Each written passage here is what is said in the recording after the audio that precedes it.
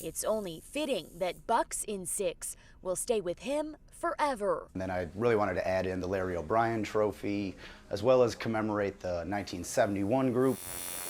Body ritual tattoo artist John Piontek says the shop normally takes walk-ins, but have had so many requests for Bucks tattoos. For the time being, they're only focusing on appointments. We didn't expect that, but it's great. In a 3-hour window Wednesday alone, seats were filled back to back.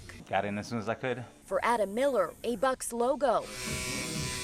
Acion Sanchez celebrating the 2021 championship with Bango. You know, what better way to, honor your team by getting it in ink, So a lot of people ran out to get them hats today. How many really ran out to get them tats today? From near and far, a herd of fans sent us photos of their ink. Very happy and excited with it. Dedicating their bodies. Which just threw a little highlights in there. It really makes the actual buck pop. To a team that's given them so much. We had a lot of things happen last year that we really needed this as a city. So they're moving back. You are building a mini city, overnight. In a matter of hours, all eyes will be on the Cream City. It's really become a destination. It's a melting pot. As the Milwaukee Bucks take center stage, or rather center court, for Game 6 of the NBA Finals. Well, it took a village. In the Deer District, watch party goers haven't seen anything yet. Crews on Monday working to beat the clock, preparing for increased capacity to allow 65,000 fans at the heart of it all. I think you go from 8-9 acres to 15 acres. Bucks president Peter Fagan says expanding the perimeter means moving the main stage to sit just north of the arena between Vel R. Phillips Avenue and 5th Street. Additional screens will still attract crowds on the plaza and in the rear district. What you do not want is 65,000 people packed into each other. So the more room you give for people to maneuver and operate around, we think it's safe, secure. You're here to have a good time. You are not here, to cause problems. Here to ensure there are no problems. But it's important to understand this is a historical moment for Milwaukee and that we want to be part of it safely. Acting Milwaukee Police Chief Jeffrey Norman says MPD is working in collaboration with the Milwaukee County Sheriff's Office, the city, and other agencies for Tuesday night, as they have been during all watch parties. I believe having that presence in a robust manner reassures everyone that we're taking this seriously. Encouraging fun, but not foolishness. And so I definitely want individuals to understand that, please don't cross that line. Inside Sussex injection molding. Now is the time for everybody to kind of take action and elevate their voice. A life-saving number is being printed on what typically might be overlooked. It was important for us to say, okay, how can we come alongside our customers and the industry and continue this momentum? In 2010, Ann Rippenberg acted on the idea to create side-by-side waste and recycling containers that sit within a base. Her company, Recollect 2, markets them to hotels and office spaces.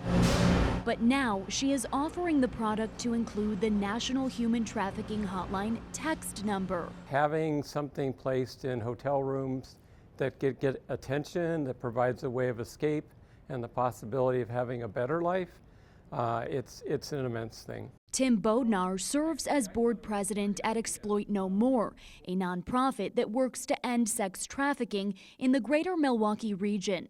He says hotels are critical sites for trafficking operations, and despite its prevalence, victims often go unnoticed. There's been trafficking victims found in every county in Wisconsin. Rippenberg now hopes this sign serves as an escape for someone in need of help. To increase awareness and potentially help anybody, that's really our priority. We got shake and blender. With a smile We'll start cooking. And an imagination that could fade away the fog, That woman is coming right up. Azariah Petrick is lighting up the world around him, putting a twinkle back into his mom's eye. It's amazing, I can hardly believe it. But Abigail Petrick That's $7. says getting here wasn't easy. A lot of nights crying, just praying he'd still fit in his bed when he got home, that he'd still be that size. The 4-year-old boy's parents share custody, and in July, when his father was scheduled to return him to his mom, he never showed. Pleasant Prairie police have been searching ever since. They say 30-year-old Mark Anthony Petrick was trying to go off the grid. Every day's been an eternity.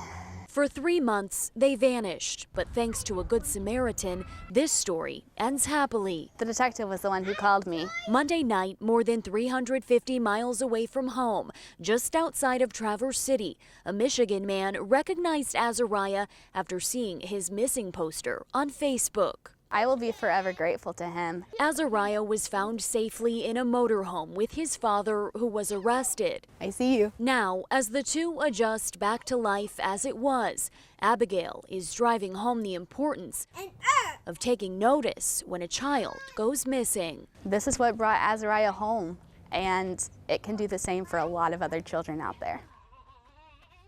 It's an invasion of your life. The rolling hills and manicured lawn at Auburn Bluffs in Campbellsport make for a picturesque round of golf. But what was recently caught on camera is not par for the course. It's kind of crazy. Thursday, owner Ree Meese got a call from one of her employees. He said there's been a break-in, it looks like. You guys should get here right away. Just after 3 a.m., surveillance shows a thief working to bust in. He had 2 crowbars and just worked at it for almost 3 minutes, a little over 3 minutes, and couldn't get in, so ended up crowbarring his way through a window. Once inside, he made a beeline right to the gaming machines. What the burglar likely didn't know, he was in for a bogey. Brand new owners, Meese and her husband, had only been open a week. He ended up only getting $43 out of the gaming machines and $1 out of the iTunes machines. There was no cash in the registers. Still, thousands of dollars in damage was left. Less than an hour later, the owner of the golf club at Camelot in Lomira reports a near identical incident. Looking at our images and seeing the images from Camelot, that is the same individual. We're told roughly $4,000 in cash was taken from Camelot's gaming machines and registers, and about $1,000 in damage done. We're small business owners, and you know, we're here for our communities. It hurts you. It really does. When taking to social media about these tragic accidents, Sheriff Schmidt encourages the community to be mindful and for your comments to reflect what you would say to your own loved one. Ted, the wedding photographer, says this all happened after she returned her rental car. She says she kept her camera gear in the trunk, and when she returned the car, that gear disappeared. You wake up in the morning, you get in your car, and you turn it on, and then you pop back outside, right? Then you grab your snow scraper and you begin getting all that snow off your car. Just what one Milwaukee woman was doing yesterday morning. Instead, though, she then saw her car taking off down the road without her. Covington repeatedly denied it was him, but when police checked his phone, they found an Instagram video with him behind the wheel and data tying him to the location of the crash. If you recognize the suspect or have information regarding either break-in, you're asked to contact authorities. Take another look at the surveillance photos and videos on fox6now.com. Masks will not be required, and since the fair takes place on 200 acres of land, attendance won't be limited. People are getting creative with video chats to communicate and ask questions with their loved ones in long-term care, which is one of the hardest hit populations in the state. Why one Milwaukee family says they have questions that the state nor the facility are answering.